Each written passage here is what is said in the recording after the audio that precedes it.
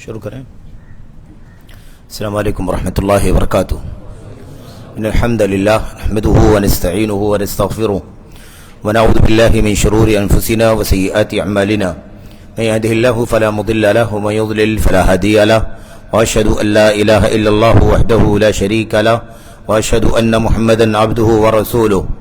اما بعد فان خير الحديث كتاب الله وخير الهدي هدي محمد صلى الله عليه وسلم وشر الأمور محدثاتها وكل محدثة بدعة وكل بدعة ضلالة وكل ضلالة في النار. أعوذ بالله من الشيطان الرجيم. بسم الله الرحمن الرحيم. وأن هذا صراطي مستقيما فاتبعوه ولا تتبعوا السبل فتفرق بكم عن سبيله ذلكم وصاكم به لعلكم تتقون. وجاء عن النبي صلى الله عليه وسلم أنه قال لا يزال الناس بخير لا تزالون بخير ما دام فيكم من رآني وصاحبني ولا تزالون بخير ما دام فيكم من رآني وصاحب من صاحبني إلى أن قال النبي صلى الله عليه وسلم لا تزالون بخير ما دام فيكم من رآني وصاحب من صاحب من صاحبني أو كما جاء عن النبي صلى الله عليه وسلم.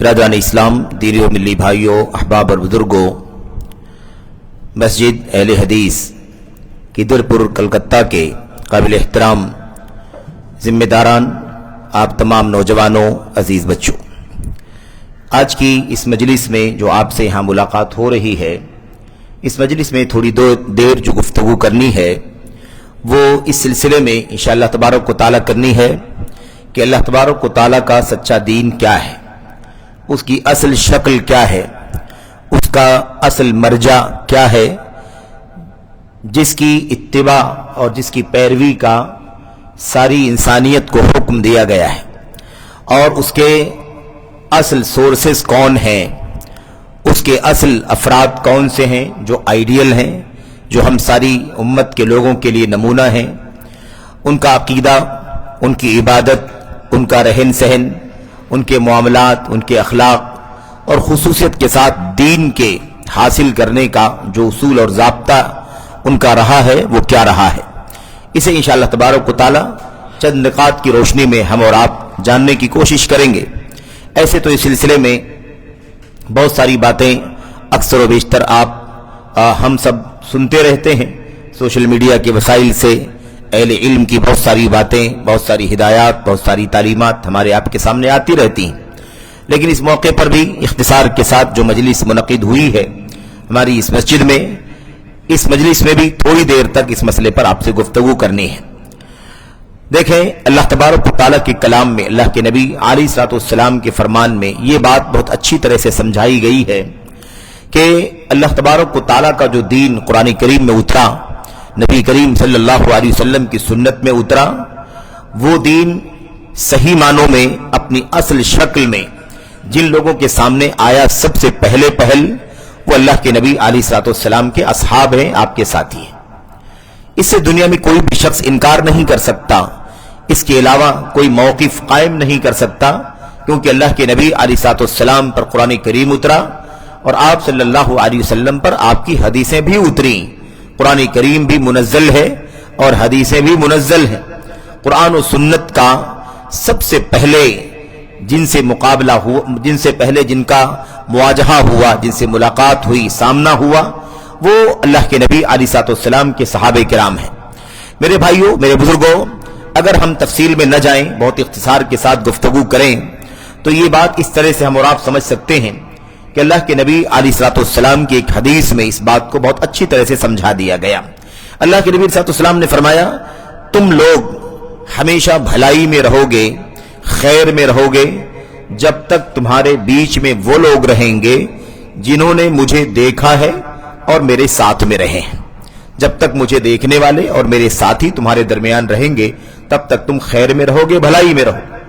اس کے بعد اللہ کے نبی صلی اللہ علیہ وسلم نے فرمایا، اور تم ہمیشہ اس وقت تک خیر میں رہو گے، بھلائی میں رہو گے، جب تک تمہارے درمیان وہ لوگ رہیں گے جنہوں نے ان کو دیکھا ہے، جنہوں نے مجھے دیکھا ہے، اور جو ان کے ساتھ میں رہے ہیں، جنہوں نے جو میرے ساتھ ہی رہے ہیں.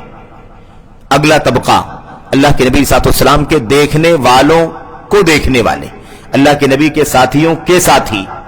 और फिर उसके बाद अल्लाह के नबी सल्लल्लाहु ने तीसरे दर्जे पर आपने कसम खा करके कहा, आपने फरमाया तुम लोग उस वक्त तक भलाई में रहोगे, खैर में रहोगे, जब तक तुम्हारे दरमियान वो लोग रहेंगे जिन्होंने उनको देखा है, जिन्होंने मेरे सहाबा को देखा है और सहाबा ने मुझे देखा है। ऐसे ही अल्लाह के नबी सल्लल्लाहु अलैहि वसल्लम ने फरमाया जो उन लोगों के साथ में रहे हैं जो मेरे साथियों के साथी रहे हैं, और मेरे असहाब जो हैं वो मेरे साथी रहे हैं। इस तरह से अल्लाह के नबी अलैहिस्सलाम ने उम्मत को ये मसला समझा दिया कि उम्मत के लिए खैर का रास्ता कौन सा है, उम्मत के लिए भलाई का रास्ता कौन सा है। अब जिन्होंने अल्लाह के नबी सल्लल्लाहु को देखा है वो आपके सहाबी हैं, आपके साथी हैं, और जिन्होंने आपके सहाबा को देखा है वो ताबईन हैं, और जिन्होंने आपके सहाबा के देखने वालों को देखा है वो तबे ताबई हैं।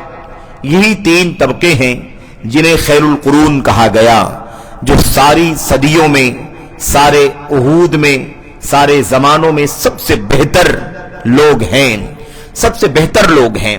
इनसे बेहतर लोग नहीं है दुनिया में। हो सकता है बहैसियत इंसान, बहैसियत बशर उनसे कोई गलती हो जाए, कहीं कोई कोताही हो जाए, क्योंकि अल्लाह के नबी अलैहिस्सलाम के असहाब भी, आपके सहाबे किराम के बाद ताबईन भी, उनके बाद तबे ताबईन भी, ये बहैसियत बशर, बहैसियत इंसान, गलती हो सकती है, कोताही हो सकती है, कहीं कोई चूक उनसे हो सकती है। अंबिया अलैहिस्सलाम की तरह से वो मासूम नहीं है, यकीनन उनसे गलती का सादिर होना ये जायज है, ऐसा हो सकता है कि उनसे कोई चूक हो जाए। लेकिन उसके बावजूद अल्लाह के नबी अलैहिस्सलाम ने यह मसला समझाया कि इंसानियत में बेहतरी, भलाई उस वक्त तक रहेगी जब तक इस तीन तबके के लोग तुम्हारे बीच में रहेंगे। नबी के सहाबा, मेरे सहाबा यानी जिन्होंने मुझे देखा है, ताबईन और उसके बाद तबे ताबईन। जाहिर सी बात है हम लोग इस वक्त 1446-47 में जिंदगी गुजार रहे हैं, न हमारे बीच में सहाबा हैं, न सहाबा के साथी हैं, न उनके साथियों के साथी हैं, न सहाबा हैं, न ताबईन, न तबे ताबईन हमारे बीच में वो नहीं है। लेकिन क्या मतलब है फिर इसका?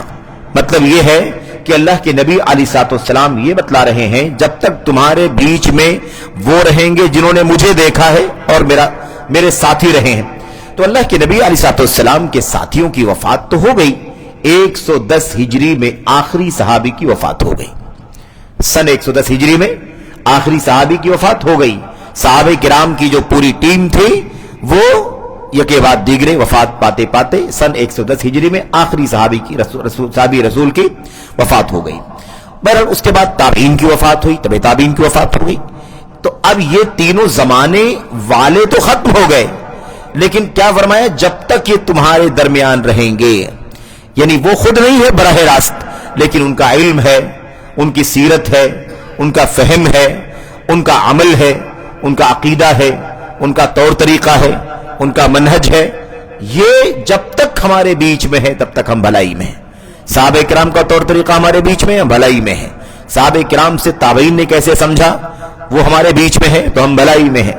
तबे ताबईन से तबे ताबईन ने कैसे इल्म हासिल किया, तब तक भी हम भलाई में हैं। सबसे ज्यादा भलाई सहाबे किराम के, उसके बाद ताबईन के, और उसके बाद तबे ताबईन के दौर में रही है। यह भी तरतीब है, इसमें कोई शक नहीं है कि अल्लाह के नबी अलैहिस्सलाम के असहाब उसमें सरे फहरिस्त हैं। सबसे पहला अगर कोई तबका सलफ कहलाने का हकदार है तो वो नबी करीम सल्लल्लाहु अलैहि वसल्लम के सहाबा हैं। बहरहाल इस मसले पर ज्यादा गुफ्तगू करने का मौका नहीं है, चंद बातें आपके सामने करनी है। बात इतनी जरूर जान लेना चाहिए कि अल्लाह के नबी अलैहिस्सलाम के जो असहाब हैं, इनकी फजीलत, इनकी मनकबत, इनका मकाम अल्लाह के कलाम के अंदर बगैर किसी टर्म और कंडीशन के, बगैर किसी शर्त के मुतलक तौर पर बयान किया गया है। अल्लाह तबारक व तआला दुनिया में इनसे राजी है और ये अल्लाह तबारक व तआला से राजी है। आखिरत में इनके लिए अल्लाह ने जन्नत तैयार कर रखी है जिसके नीचे नहरें जारी होंगी। ये जो फजीलत है ये सहाबे किराम के लिए कोई शर्त नहीं है, इतनी ही शर्त है कि वो सहाबी हो, इतनी ही शर्त है कि वो क्या हो, सहाबी हो। उसके बाद सहाबे किराम के बाद के जो तबके के लोग हैं, चाहे वो ताबीन क्यों ना हो, तबे ताबीन क्यों ना हो, और फिर बितरतीब आज तक और क़यामत तक जो लोग भी आएंगे, जो उन सहाबे किराम के सच्चे पैरोकार हैं, तो उनके लिए ये फजीलत है کہ اللہ ان سے راضی ہوگا اور وہ اللہ سے راضی ہوں گے، اور اللہ تبارک و تعالیٰ نے ان کے لیے آخرت میں جنتیں تیار کر رکھی جن کی نیچے نہریں جاری ہوں گی اور وہ اس میں ہمیشہ ہمیشہ رہیں گے، اور یہ بہت بڑی کامیابی ہے۔ تو صحابہ کرام کے بارے میں فضیلت میں کوئی شرط نہیں ہے، کوئی شرط نہیں ہے۔ ان کے بعد والوں کے لیے شرط یہ ہے کہ وہ نبی کے صحابہ کرام کے سچے پیروکار ہوں۔ تو اب ہمیں یہ بات اچھی طرح سے جان لینی چاہیے کہ امت کے لیے خیر کا، امت کے لیے بھلائی کا جو سب سے بنیادی مرجع ہے، طبقہ ہے، وہ نبی کریم صلی اللہ علیہ وسلم کا طبقہ ہے، تابعین کا طبقہ ہے، تبع تابعین کا طبقہ ہے۔ ان کے بعد کے جو لوگ ہیں اگر وہ اسی نقش قدم پر چلیں گے، اسی کی اتباع کریں گے، اسی کی پیروی کریں گے، دین میں، ایمان میں، عقیدے میں، عبادات میں، معاملات میں، اخلاق میں، حکومت میں، سیاست میں، ایسے ہی چلنے پھرنے، اٹھنے بیٹھنے، کھانے پینے، تمام چیزوں میں، تو اللہ تبارک و تعالیٰ کے فضل و کرم سے وہ بھی کیا ہوں گے؟ خیر میں ہوں گے، بھلائی میں ہوں گے۔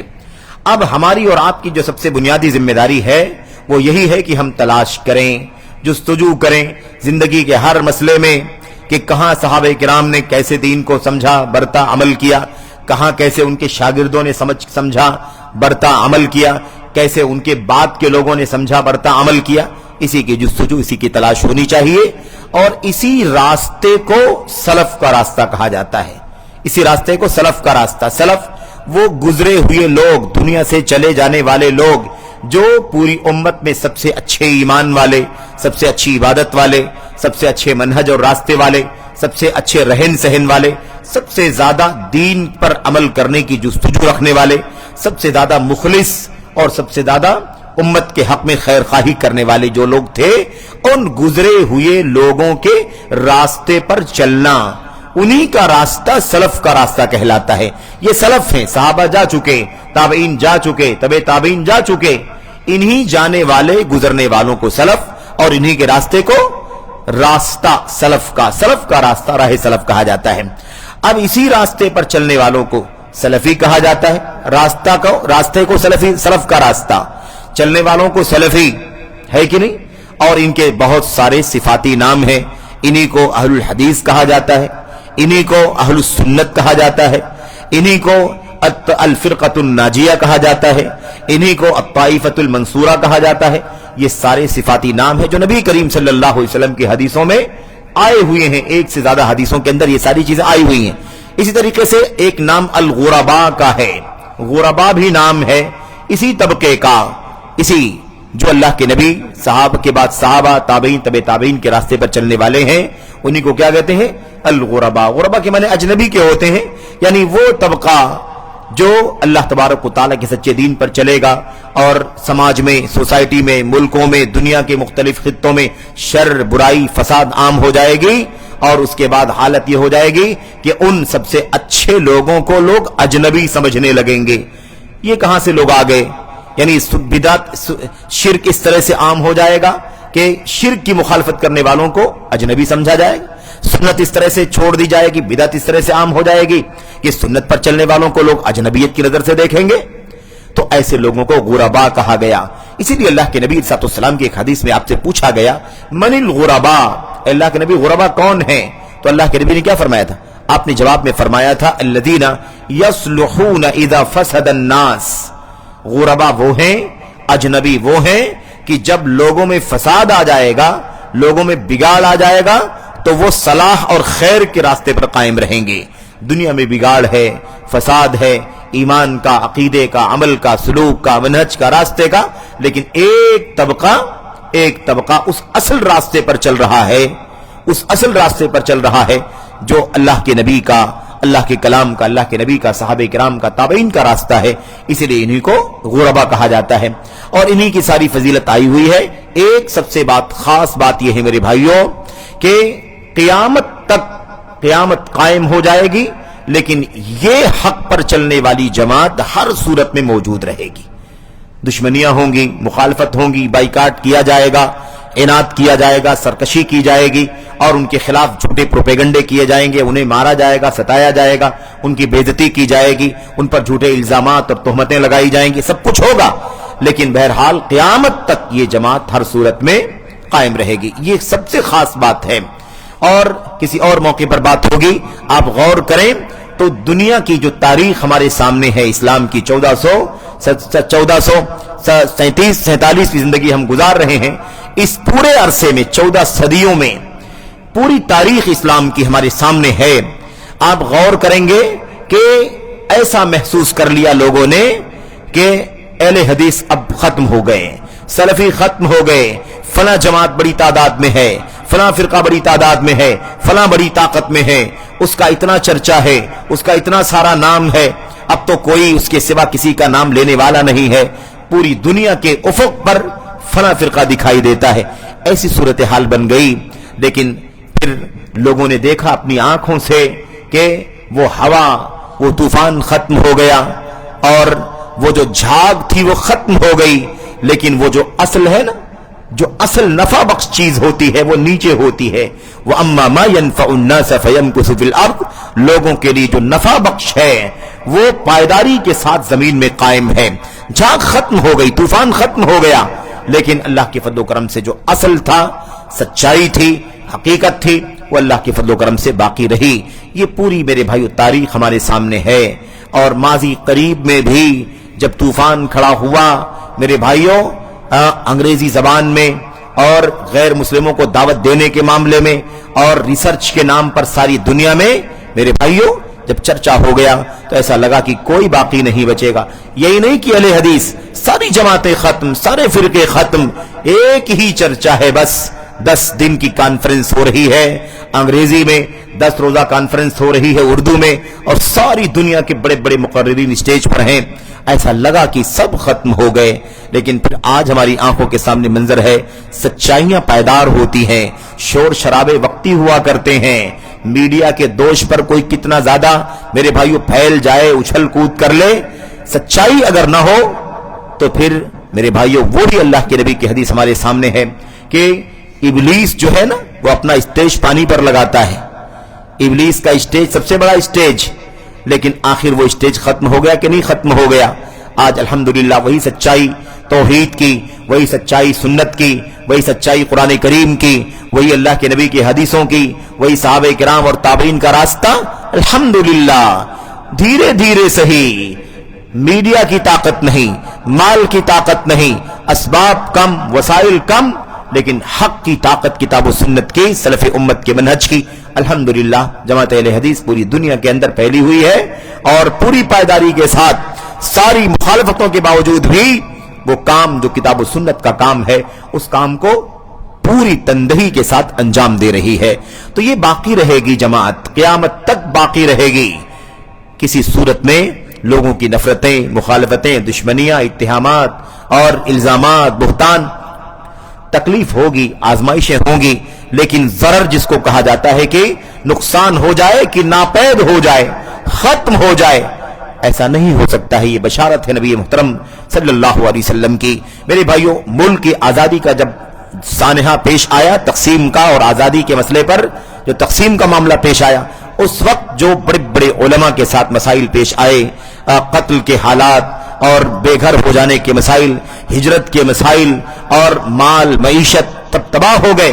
میرے بھائی اس وقت بھی ایسا لگتا تھا کہ کیسے جماعت سنبھلے گی، کیسے کتاب و سنت کا یہ منہج مضبوطی کے ساتھ دوبارہ اٹھے گا، لیکن اللہ تبارک و تعالیٰ کا وعدہ ہے، اللہ کے نبی علیہ السلام کا وعدہ ہے، الحمدللہ اس کے نتیجے میں پھر جماعت کھڑی ہوئی، اور پورے بر صغیر میں الحمدللہ پھر سے توحید و سنت کا ایک بار غلغلہ ہو گیا۔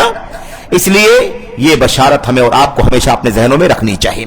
بہرحال جو چند باتیں میں خصوصیت کے ساتھ عرض کرنا چاہتا ہوں موجودہ تناظر میں، موجودہ حالات میں اور اس ماحول میں، وہ چند باتیں جو 2 4 6 پوائنٹ میں ہو سکتی ہیں، وہ یہ ہے میرے بھائیو، سب سے پہلے ہماری جو ذمہ داری ہے وہ ذمہ داری یہ ہے کہ ہم اس اصل منہج کا اور اصل راستے کا علم حاصل کریں۔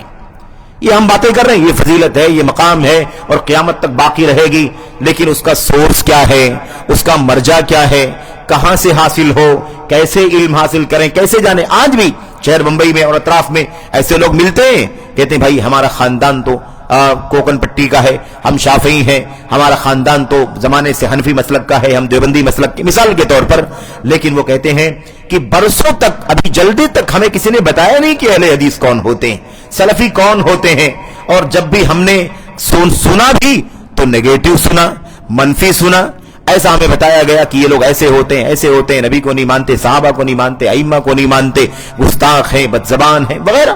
اس انداز سے کہاں تھے آپ لوگ؟ آپ لوگوں نے اپنا تعارف کیوں نہیں کروایا؟ آپ لوگوں نے کیوں کوشش نہیں کی؟ آپ لوگوں نے کیوں محنت نہیں کی؟ یہ کولکاتہ کی بستی ہے, کا یہ شہر ہے میرے بھائیو, ملک کا مشہور ترین شہر, اور یہاں سے شروع ہو کر کے وہ مرشد آباد اور ارریہ پورا خطہ.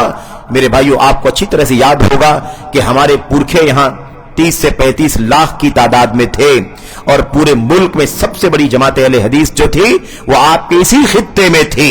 لیکن آج حالت یہ ہو گئی ہے, ہو سکتا ہے نام سے, خاندان سے, نسبتوں سے اہل حدیث کہے جا رہے ہوں, لیکن ہماری کمزوریاں, ہماری دعوتی کوتاہیاں, ہمارے مشن کی پر توجہ نہ ہونا, حالت یہ ہے گھرانے کے گھرانے اہل حدیث کہلاتے ہیں, آج بھی کہلاتے ہیں, لیکن انہی گھرانوں کے اندر تفہیم القرآن پڑھی جا رہی ہے, انہی گھروں کے اندر خلافت ملوکیت کی تلاوت ہو رہی ہے, انہی گھروں کے اندر فضائل اعمال, تبلیغی نصاب, منتخب احادیث اور ان کتابوں کو پڑھا جا رہا ہے. مسجدوں میں, بعد مسجدوں میں داخل ہو تو مسجدوں کی ممبر پر بھی یہ کتابیں رکھی ہوئی ملتی ہیں, اور اس وقت واقعی افسوس ہوتا ہے کہ کیا یہی وہی علاقہ ہے جہاں 30 سے 35 لاکھ اہل حدیثوں کی جماعت تھی, اور آج حالت یہ ہو گئی ہے. تو خلاصہ کلام یہ ہے کہ ہماری سب سے پہلی ذمہ داری ہے کہ ہم یہ جانیں کہ وہ راستہ کون سا ہے, اس راستے کا علم حاصل کرنا سب سے پہلی چیز تو یہ ہے. یعنی فکر ہونی چاہیے کہ ہم جانیں کہ اہل حدیث کیا ہے اور سلفیت کیا ہے, اور اس کا علم ہم کیسے حاصل کریں. خالص کتاب, خالص سنت, خالص صحابہ کرام اور تابعین کا, تبع تابعین کا راستہ کیا ہے, اور ہر چیز میں, ایمانیات کے باب میں, عبادات کے باب میں, اور اس کے بعد معاملات, اخلاق, کردار, حکومت, سیاست, تمام چیزوں میں ہماری ذمہ داری ہے کہ ہمیں جانیں کہ سلفی منہج کیا ہے. اب میں دلائل میں اگر داخل ہوں تو بہت زیادہ وقت ہو جائے گا, اور جو وقت مقرر ہے اس میں سمجھتا ہوں کہ اگر چند نکات پر گفتگو ہو جائے, اشارہ ہو جائے تو کافی ہے. بہت سارے دلائل ہیں جس سے اس بات کا پتہ چلتا ہے ہر مسلمان کی ذمہ داری ہے کہ وہ جانے کہ اللہ کا کلام ہمیں کیا پیغام دیتا ہے, اللہ کے نبی کی سنت ہمیں کس بات کی تعلیم دیتی ہے, اللہ کے نبی علیہ السلام کے صحابہ کو جاننا, ان کے راستے کو پکڑنا اس کا حکم دیا ہے اللہ کے کلام نے. میرے بھائیو وہ ساری آیتیں آپ کے سامنے آتی رہتی ہیں. وَمَن يُشَاقِقِ الرَّسُولَ مِن بَعْدِ مَا تَبَيَّنَ لَهُ الْهُدَى وَيَتَّبِعْ غَيْرَ سَبِيلِ الْمُؤْمِنِينَ. یہ ہے اللہ کے نبی علیہ السلام کی سنت, آپ پر اترنے والا اللہ کا کلام, اور اللہ کے نبی علیہ السلام کا فرمان, اور مسلمانوں کا راستہ چھوڑنا نہیں ہے. جو مومنوں کے راستے کے علاوہ کے راستے کی پیروی کرے گا اس کی دنیا بھی اور آخرت بھی خسارے میں پڑ جائے گی. پتہ یہ چلا کہ وہی سنت, وہی قرآن, وہی سنت, اور اسی کے ساتھ ساتھ سبیل المؤمنین, مومنوں کا راستہ, یہ وہی راستہ ہے جن کا تذکرہ بھی چل رہا تھا, صحابہ کرام کا, تابعین کا, تبع تابعین کا راستہ. تو ہمیں سب سے پہلے کیا کرنا ہے میرے بھائیوں, ہمیشہ جستجو کرنی ہے, تلاش کرنی ہے کہ کہاں ہے وہ سلفیت, کہاں ہے وہ اہل حدیثیت, کہاں ہے وہ فرقہ ناجیہ, کہاں ہے وہ طائفہ منصورہ, کہاں ہے وہ اصل میں اہل سنت کہے جانے کے حقدار. ہمیں یہ پہلے تلاش کرنا ہے. دوسری چیز, کیسے اس کو ہم جانیں گے, کیسے جانیں گے, اس کا علم کیسے حاصل کریں گے؟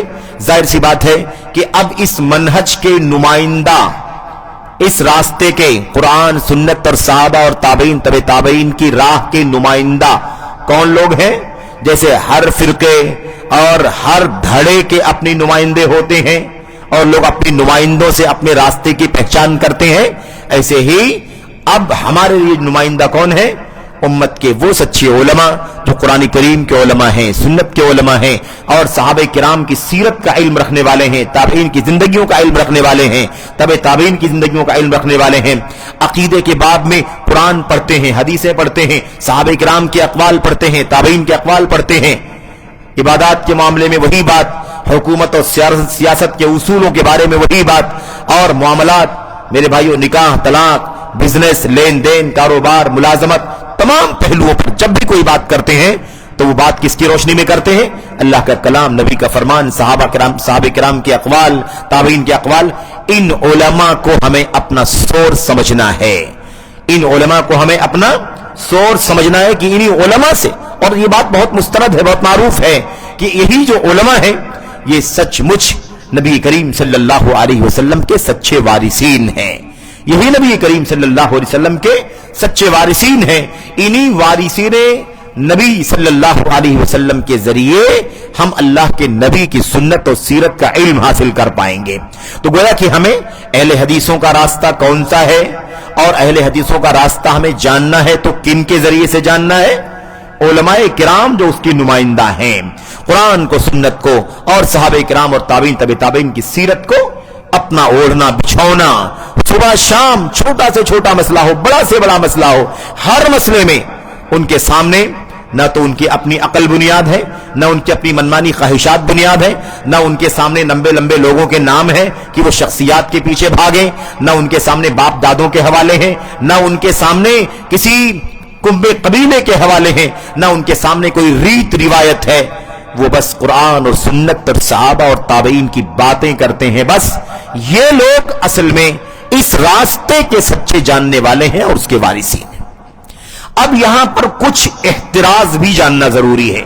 احتراز کا مطلب کیا ہوتا ہے کہ قرآن و سنت اور صحابہ کرام کا نام لینے والے بہت سارے ہیں آج کے دور میں، بہت سارے ہیں. تو ایسا نہ ہو کہ ہم سادہ لوح اور بھولے بھالے بن کر کے ہر قرآن کا نام لینے والا، ہر سنت کا نام لینے والا، ہر صحابہ کا نام لینے والا ہم اس پر اعتماد کر کے بیٹھ جائیں. کیوں؟ اس لیے کہ یہ مسئلہ لوگوں کو معلوم پڑ چکا ہے کہ قرآن کا، سنت کا، صحابہ کرام کا حوالہ، تابعین کا حوالہ یہ سب سے بڑی بنیاد ہے دین کی. اس لیے وہ اس کے حوالے دیتے ہیں. اب ایسی صورت میں کبھی کبھی ہم آزمائش پہ پڑ جاتے ہیں. یہ قرآن کا تو حوالہ دیتا ہے، یہ سنت ہی کا حوالہ دیتا ہے، یہ کتابوں کے عربی عبارات پڑھتا ہے، یہ صحابہ کے بھی نام لیتا ہے، تو ہم سمجھتے ہیں یہی اہل حدیث ہے، یہی سلفی ہے، یہی فرقہ ناجیہ کا فرد ہے، یہی اہل سنت میں سے یہ صورتحال پیش آتی ہے. تو ایسی صورت میں آپ ایک اصول اچھی طرح سے جان لیں، ایک اصول اچھی طرح اپنے ذہنوں میں رکھیں.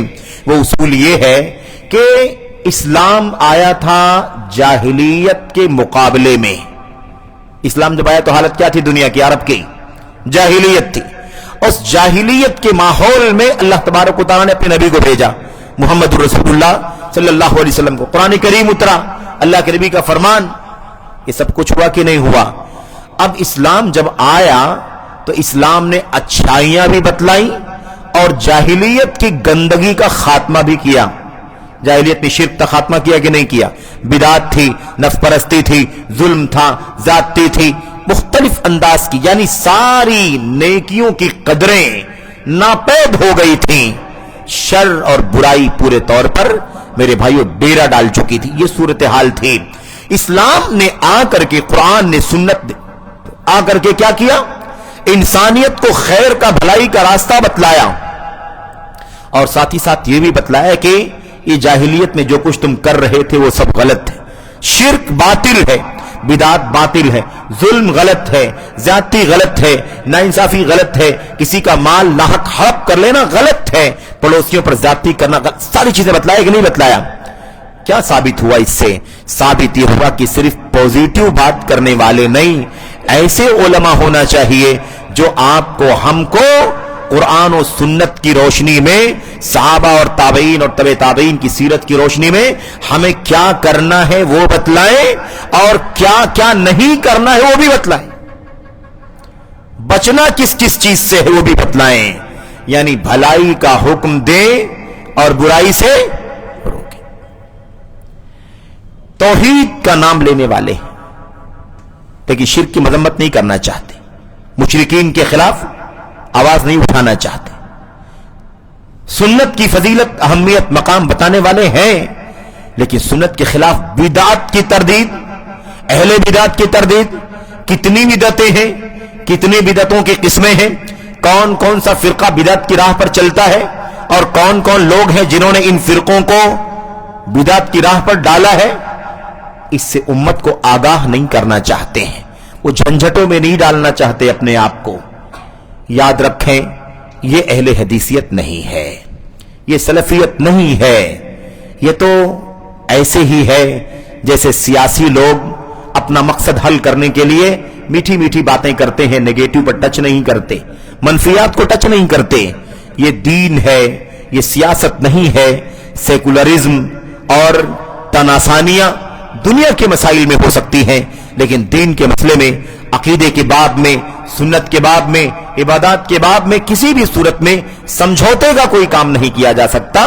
अल्लाह के नबी मोहम्मद रसूलुल्लाह सल्लल्लाहु अलैहि वसल्लम के जरिए से, कुरान करीम के जरिए से जो कलिमा हमें मिला है, तौहीद का, रिसालत का कलिमा जो मिला है, उस कलिमे के अंदर पहले नफी पाई जाती है, बाद में इस बात ला इलाहा इल्लल्लाह, ला इलाहा इल्लल्लाह, नहीं है कोई माबूद सच्चा।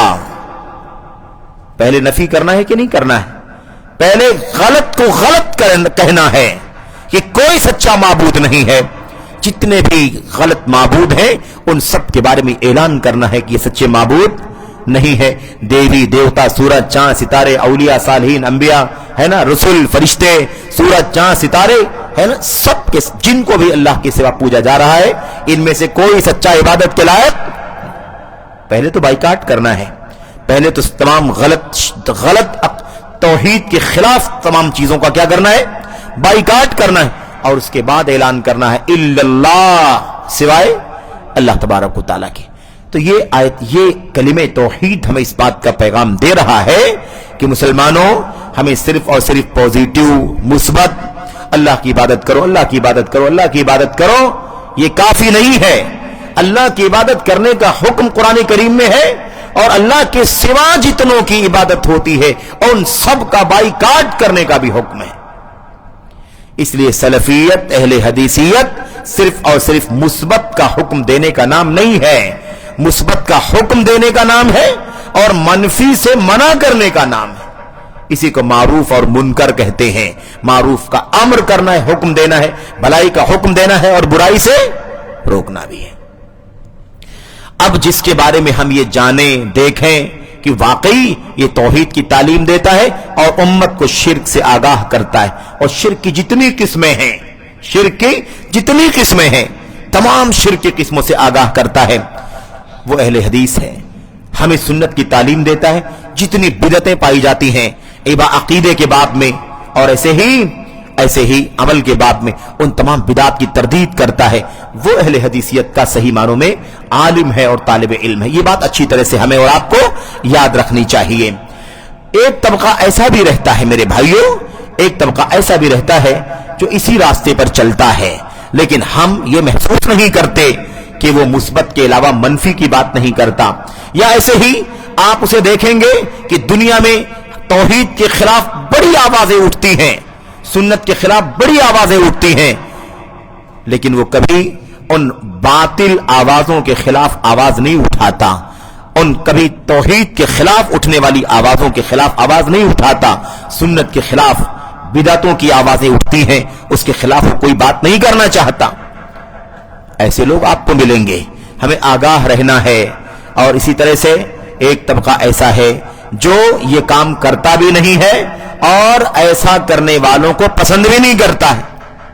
ये हमें और आपको तीसरी बात समझनी है। चौथी बात समझनी है कि अब जो उलमाए किराम हैं, अहले हदीसों के मनहज के उलमा, जो सहाबा का रास्ता है, ताबीन का रास्ता है, तबे ताबीन का रास्ता है, उस रास्ते की दावत देने वाले जो उलमा है मेरे भाइयों, वो यही रास्ता है उनका कि वो हक बतलाएंगे, उस पर चलने का हुक्म देंगे और बातिल से आगाह करेंगे कि इससे अपने आप को बचाना है।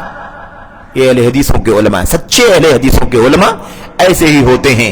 लेकिन आप देखेंगे मेरे भाइयों, आप देखेंगे कि वो क्या करते हैं, दूसरा तबका क्या करता है कि जो लोग ऐसा इस मिशन पर चलते हैं, तौहीद पर चलो, ये शिर्क है। सूफियों की तौहीद शिरकिया तौहीद है, हाकिमियत वाली तौहीद शिरकिया तौहीद, समझ रहे? सिर्फ रुबूबियत वाली तौहीद शिरकिया तौहीद, खालिकियत, मालिकियत, मुदब्बिरियत वाली तौहीद ये शिरकिया तौहीद है, यानी खालिस तौहीद नहीं है। याद रखें। तो अब जो लोग खालिस सुन्नत के उलमा हैं, जो इस नुक्ते को समझाते हैं कि सूफिया ने जो ला इलाहा इल्लल्लाह का माना समझा है वो बातिल है ना, और हुकूमत की बात करने वाले जमात इस्लामी, इखवानी तबके के लोग, खारजी तबके के लोग जो बातें करते हैं, अल्लाह तबारक व तआला की तौहीद इबादत पर तवज्जो नहीं देते, बल्कि अल्लाह ताला रब है, मालिक है, खालिक है, ये बातें करते हैं और बड़े जज्बे में ये बातें करते हैं کہ دنیا اللہ کی بنائی ہوئی ہے, اس دنیا میں اللہ کا نظام چلے گا, حکومت اللہ تبارک و تعالیٰ کی چلے گی, فیصلہ اللہ تبارک و تعالیٰ کا چلے گا. اس طرح کی جذباتی باتیں کر کے یہ ثابت کرنا چاہتے ہیں کہ لا الہ الا اللہ کا معنی یہی ہے کہ اللہ کے سوا کوئی حکومت کرنے والا نہیں ہے, اللہ کے سوا کوئی حاکم نہیں ہے, اللہ کے سوا کوئی فیصلہ کرنے والا نہیں. یاد رکھیں کہ جو علماء ان باتوں کی تردید کرتے ہیں, ایسے علماء کو طرح طرح کے الزام سے, طرح طرح کے بہتان سے نوازتے ہیں. ایسے علماء کو کہتے ہیں یہ بڑے متشدد ہیں. کیا کہتے ہیں؟ یہ علماء بڑے متشدد ہیں, یہ یار بہت ایکسٹریم جا رہے ہیں. یہ دیکھو, ان کو کہتے ہیں یہ مشرک ہے, ان کو کہتے ہیں یہ باطل ہے, ان کو کہتے ہیں یہ صوفیوں کا عقیدہ شرکیہ ہے, یہ حاکمیت کی بات کرنے والوں کی توحید کے بارے میں کہتے ہیں ان کی توحید صحیح نہیں ہے. یہ دیکھو, کوئی خالق مالک رازق کی بات کرتا ہے, لا الہ الا اللہ کا معنی کیا بتلاتا ہے؟ لا خالق الا اللہ, اللہ کے سوا کوئی خالق نہیں, اللہ کے سوا کوئی رازق نہیں, اللہ کے سوا کوئی مدبر نہیں. یہ دیکھو, اس طرح کی باتیں کرنے والوں کو یہ کہتے ہیں کہ ان کی توحید سلامت نہیں ہے. ایسے لوگوں کو کیا نام دیتے ہیں؟ یہ متشدد ہیں, ایکسٹریم ہیں, بہت زیادہ سختی کرنے لگے ہیں. یاد رکھیں, تو جو ایسے لوگوں کو کہیں کہ یہ متشدد ہیں, تو آپ سمجھ لیں کہ ان لوگوں کا بھی راستہ برابر نہیں, ان لوگوں کا راستہ بھی برابر نہیں. تو نہ تو وہ یہ کام کرتے ہیں اور نہ اس کام کے کرنے والوں کو اچھا سمجھتے ہیں, بلکہ تان و تشنیع کرتے ہیں, لوگوں کو اکساتے ہیں, بھڑکاتے ہیں. ان علماء کرام کے قریب نہیں جانا, یہ آپ کو متشدد بنا دیں گے, آپ کو ایکسٹریم بنا دیں گے.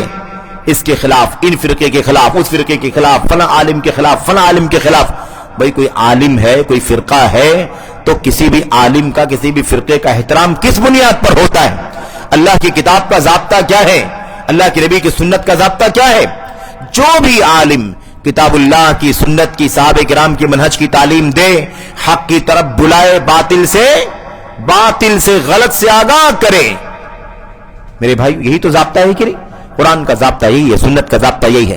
مجھے بتاؤ, کیا قرآن کریم میں صرف اللہ کی توحید کا بیان ہے, شرک کی تردید نہیں ہے؟ اللہ کے کلام کی آیتوں میں توحید کا حکم بھی ہے اور شرک سے منع بھی کیا گیا ہے. سارے نبیوں نے کیا کہا؟ یا قوم اعبدوا اللہ ما لکم من الہ غیرہ, اے میری قوم کے لوگوں, اللہ تبارک و تعالیٰ کی عبادت کرو, اللہ کے سوا تمہارا کوئی عبادت کے قابل نہیں ہے. قرآن کریم میں ہے کہ نہیں ہے یہ؟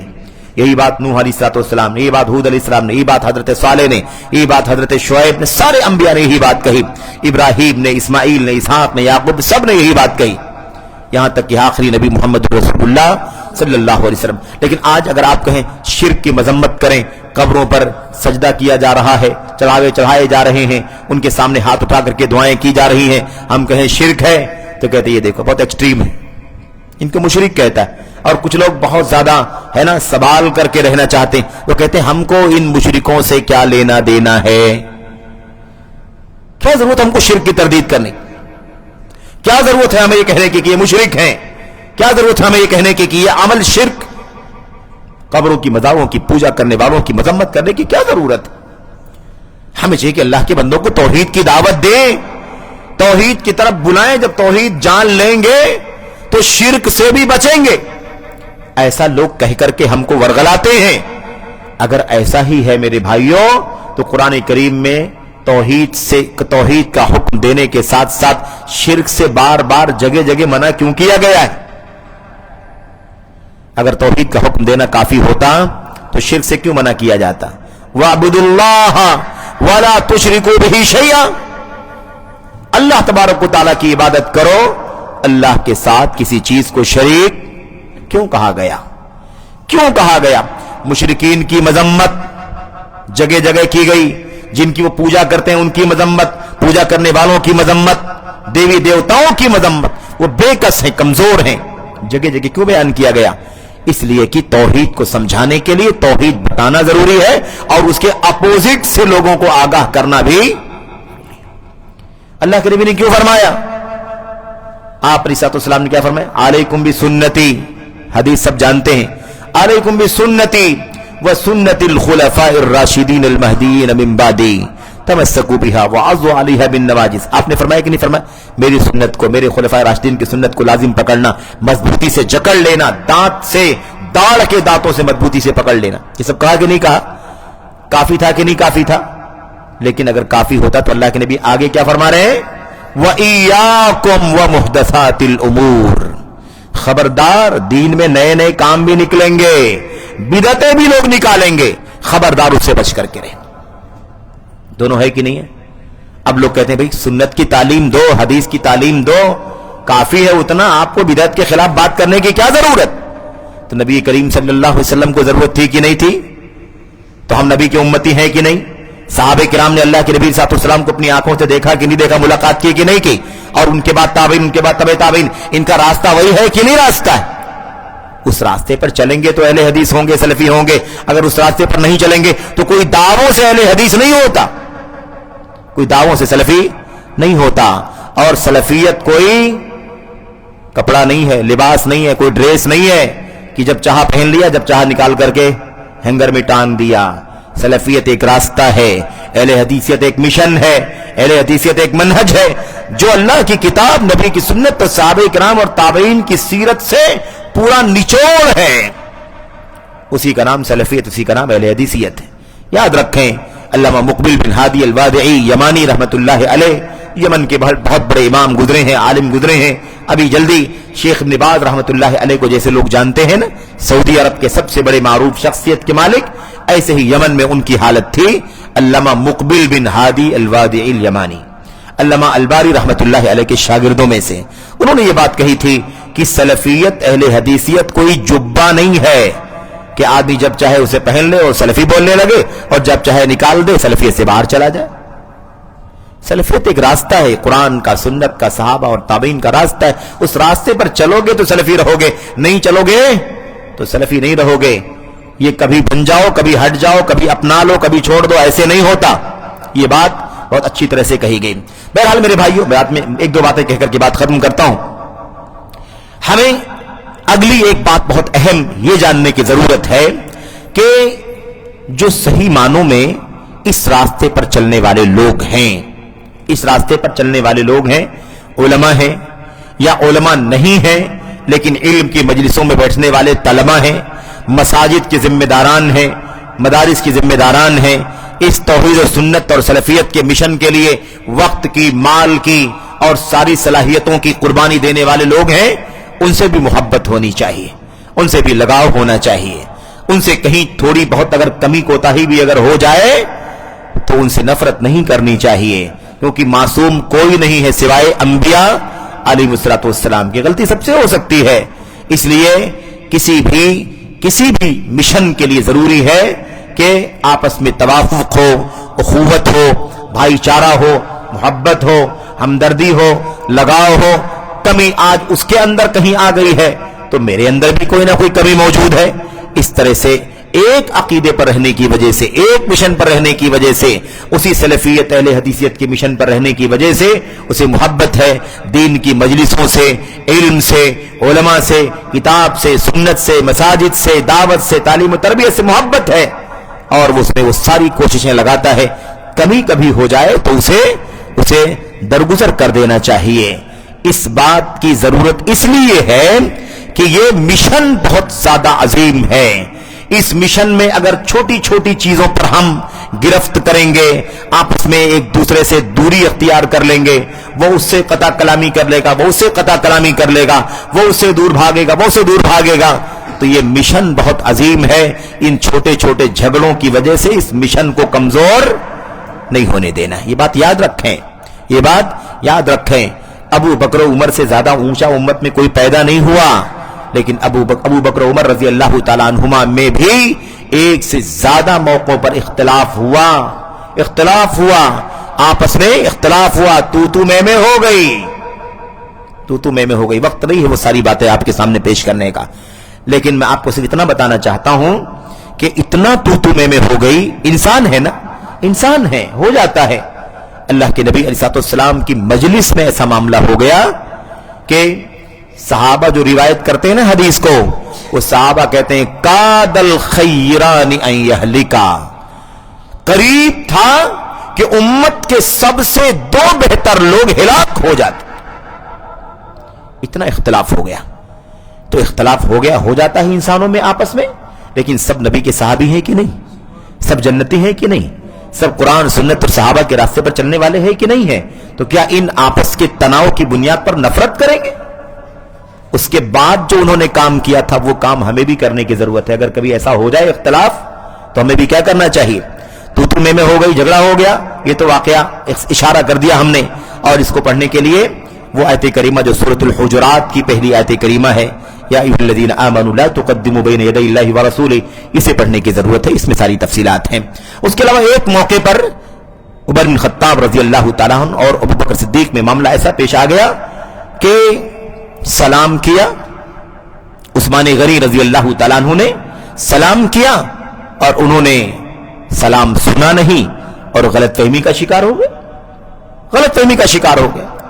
और जब आए, पता चला कि आए थे, सलाम किया, जान नहीं सका, नाराज हो गए कि तुमसे सलाम किया, तुमने सलाम का जवाब नहीं दिया। तो उन्होंने कहा अल्लाह की कसम मैं नहीं जान सका, अगर जानता सुनता कि आपने सलाम किया है तो क्यों नहीं जवाब देता, मुझे माजूर समझो, मैंने नहीं सुना। तो नाराज हो गए और कहा नहीं नहीं तुम लोगों का यही रवैया है। जैसे आदमी कभी बोल देता है ना कि तुम फला कबीले वालों का यही मामला है, तुम लोगों का रवैया, इस अंदाज की बात कह दी। मेरे भाइयों, उस वक्त मामला क्या पेश आया? मामला ये पेश आया कि नबी करीम सल्लल्लाहु अलैहि वसल्लम की खिदमत में हाजिर हुए। उधर से वो हाजिर हुए कि मुझसे गलती हुई और मैं माफी मांगने के लिए आया कि मैं नहीं सुन सका आपका सलाम की जवाब देता, लेकिन वो सख्त नाराज हैं। इधर वो गए शिकायत करने के लिए, उधर उन्हें एहसास हो गया कि मैंने किस तरह से नाराजगी में उन्हें माजूर नहीं समझा, उन्हें एहसास हुआ, वो भी भागे भागे नबी करीम सल्लल्लाहु अलैहि वसल्लम की खिदमत में हाजिर हो गए। सबको फिक्र है अपनी आकिबत की, अपने दीन की, अपने इस्लाम की। ये होना चाहिए। अनानियत उसके अंदर किसी भी तरह से नहीं आने देना चाहिए। इसी का एक हिस्सा जो है मेरे भाइयों, इसी का एक हिस्सा क्या है? इसी का एक हिस्सा, और शायद ये आखिरी नुक्ता हो, बहुत सारी बातें थी मेरे ध्यान में, एक 8-10 निकात थे कि मैं बात करूंगा, लेकिन बहरहाल मजलिस जो तय है उसी पर बात हो जाए और मैं बात खत्म कर रहा हूं।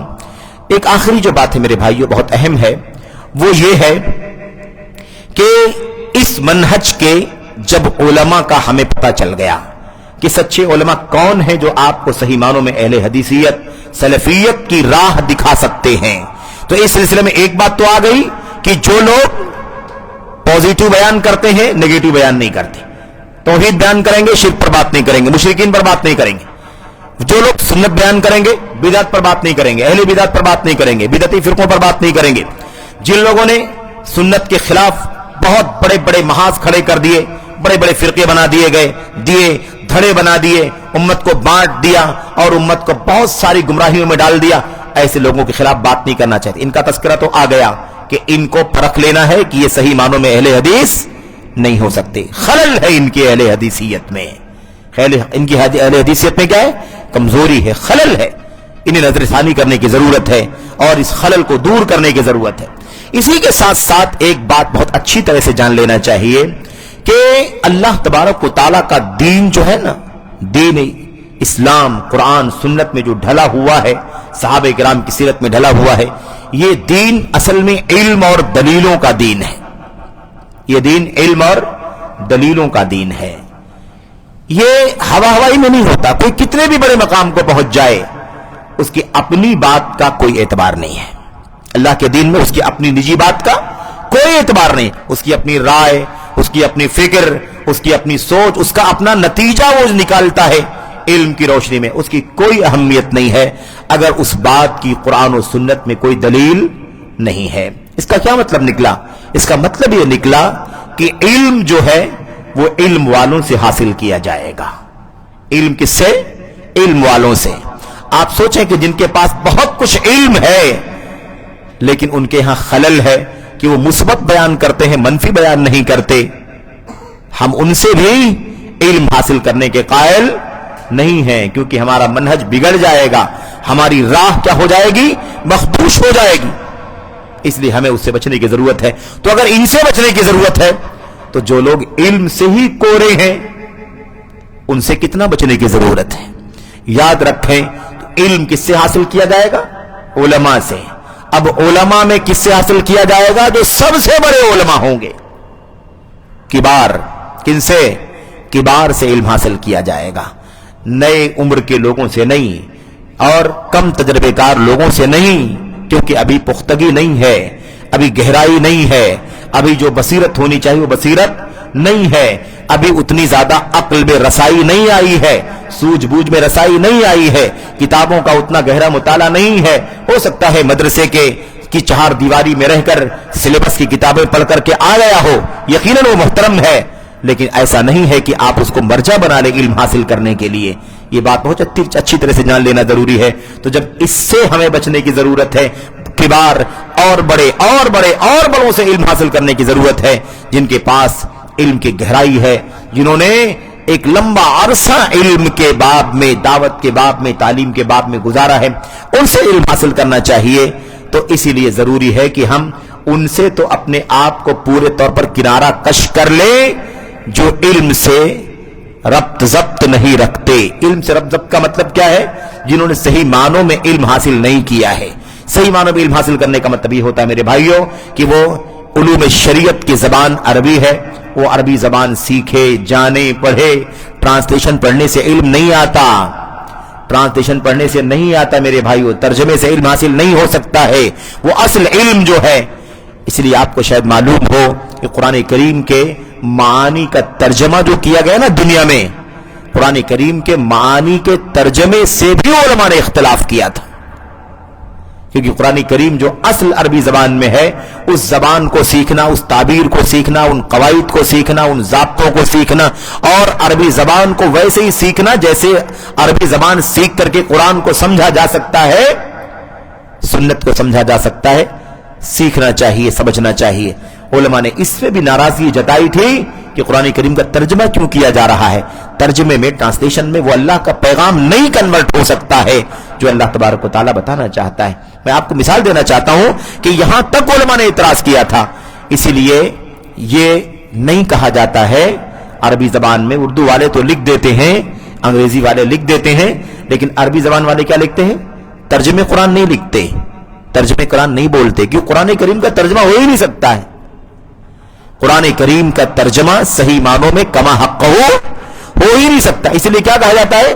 ترجمہ معنی قرآن، قرآن کریم کے معنی کی ترجمانی، قرآن کریم کے معنی کا ترجمہ۔ آپ کو جتنا بھی ایڈیشن عرب دنیا سے، خاص طور پر شاہ فہد بن عبدالعزیز رحمت اللہ علیہ کے قرآن پرنٹنگ کمپلیکس سے جتنے بھی ایڈیشن نکلے ہوں گے، آپ اس پہ اگر دیکھیں گے تو یہی لکھا رہتا ہے ترجمۃ معانی القرآن باللغۃ الفلانیہ، فلاں زبان میں قرآن کریم کے معانی کا ٹرانسلیشن۔